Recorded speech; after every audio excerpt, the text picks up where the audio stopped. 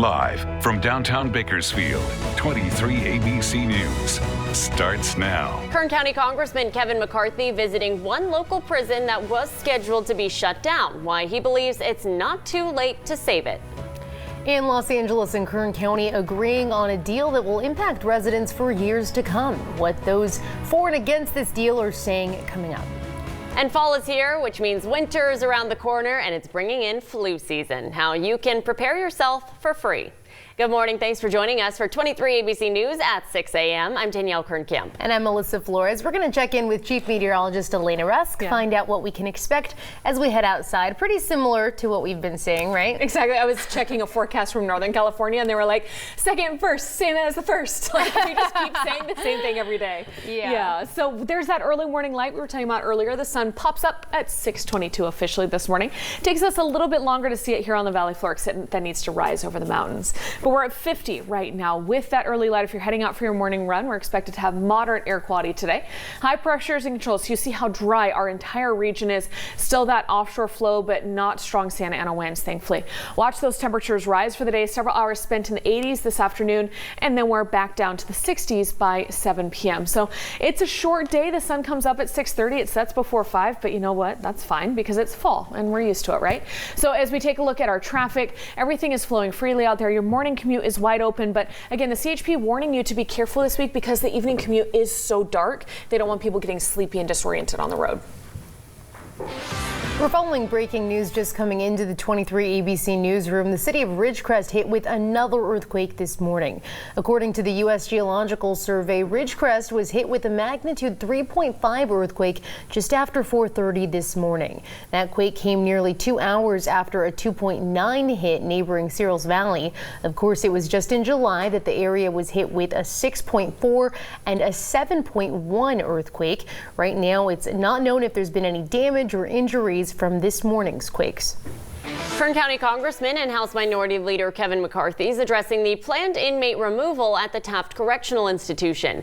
In October, officials announced that the facility would close at the end of January, citing costly repairs to the facility. Shortly after, McCarthy wrote a letter to the Justice Department asking that the closure be postponed and the inmates remain in place at the facility.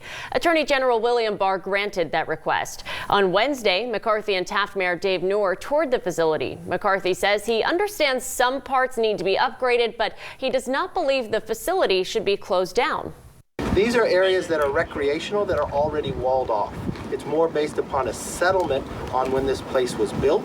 It's the settling of the ground. And what I looked at when I found this report is that this facility doesn't need to be closed. The places that need help, you could actually fix those while people are still here. You can, from a recreational point of view, use that space for more recreation for that facility, which they have done just 10 years ago, that they deal with one building. But this is a way that we put a little common sense.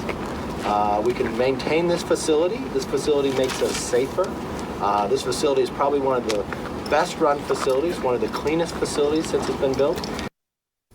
The Bureau of Prisons had initially said the prison needed $100 million in upgrades. The company said the Bureau could have pursued other options that did not require the prison to be closed. Los Angeles County has made a shift towards the use of solar power energy, and now government officials are looking to Kern County to help with that shift. LA Mayor Eric Garcetti announced a 25-year contract to buy solar energy from Kern County as part of his Green New Deal. Opponents of this new deal argue that it'll affect local jobs and the environment.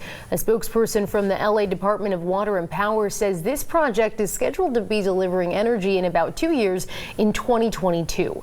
What this could mean for customers is about a $5 per year impact on their bill. LADWP says the average bill increase is for residences and small businesses. The project is expected to help customers save more money within the following years. The Energy Center is expected to be fully running by the end of 2023. Happening today, Congressman TJ Cox, in partnership with Dignity Health, is expected to make an announcement concerning a new report about diabetes. Cox is expected to discuss the importance of supporting diabetes care, including the special diabetes program, and lowering out-of-pocket costs for families. He'll be joined by Memorial Hospital President and CEO Ken Keller, as well as representatives from other local advocacy organizations and elected officials. The community is invited to attend the open house mixer for the Health and Wellness Cafe at the campus of the Comprehensive Blood and Cancer Center. 23 ABC's Daniela Garrido shares the mission behind the cafe beyond just serving food. Daniela? The Health and Wellness Cafe, located on Truxton Avenue, has been open for years, and they're focused on being the go-to cafe for a nutritious meal beyond just the cancer center patients and staff. So now our pan is hot. We're going to drop our vegetables.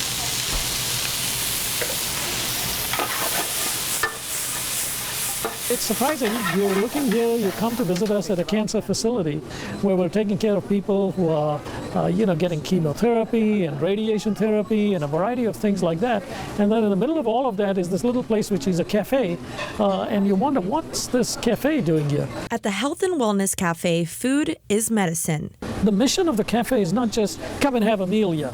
The mission of the cafe is how can you change your lifestyle, eat the right way, select the right foods, and increase your longevity, put us out of business, and put other doctors out of business, and continue to live a good, healthy life. The cafe says their menu is focused on addressing the 3 major health concerns in the county: cancer, heart disease, and diabetes. But then we have colon cancer, breast cancer, uterine cancer.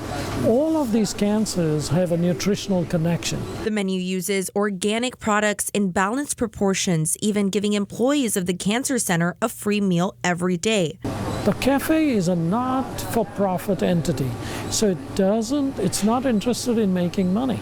It just is interested in changing the community, in the way they eat, in the way they live. Beside offering healthy meals every day, the cafe also has a 10-day detox program to help the community discover the foods that work for them beyond their menu. The principle is take the allergens out for 10 days and then slowly introduce one at a time, so then people know, depending on how they feel, whether they are sensitive to that particular food or not.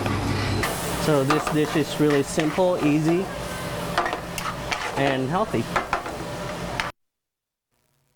Today's open house will start at 5 p.m. and include food tastings and a cooking demonstration, as well as a presentation from a local physician on whether whole foods and plant-based diets are the answer to improved health. In studio, Daniela Garrido, 23 ABC News, connecting you. Flu season is upon us, and you have a chance to get your flu shot for free today. Dignity Health Memorial Hospital will be hosting their free drive-through flu clinic. It's happening from 11 a.m. to 2 p.m. at Memorial Hospital on 34th Street. The drive-through will take place in the Ronald McDonald House parking lot, which is on the east side of the hospital campus.